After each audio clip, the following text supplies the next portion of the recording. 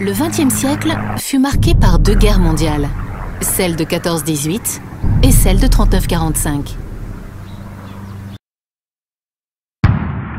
La plupart des pays du continent européen y ont participé. Les pays concernés sont ravagés et les pertes humaines sont considérables.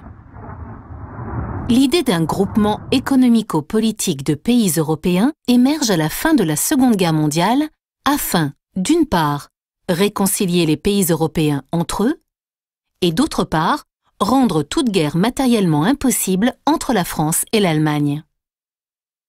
Le 25 mars 1957, à Rome, les représentants de 6 pays, l'Allemagne, la France, l'Italie, les Pays-Bas, la Belgique et le Luxembourg, jettent les bases de l'Union européenne actuelle en signant le traité de Rome.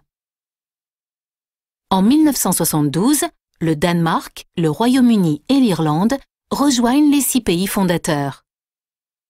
La Grèce entre en CEE en 1981, l'Espagne et le Portugal en 1986.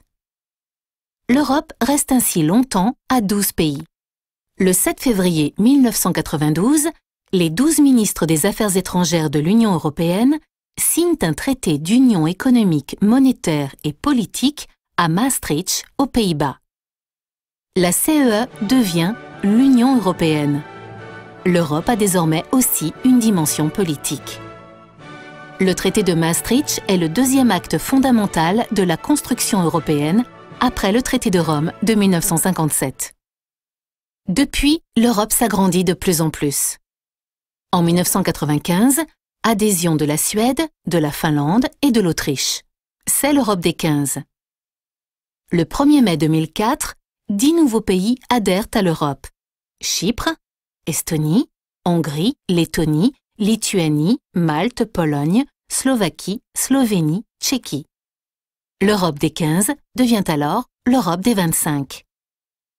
En 2007, l'Union devient l'Europe des 27. La Bulgarie et la Roumanie entrent dans l'Europe. Le 1er juillet 2013, la Croatie devient le 28e État membre. Depuis l'entrée de la Croatie, aucun autre pays a adhéré à l'Europe. Mais 5 candidats sont sur les rangs. L'Islande, la Macédoine, le Monténégro, la Serbie et la Turquie. Dans ce parcours, nous allons découvrir l'Union européenne et ses différentes institutions.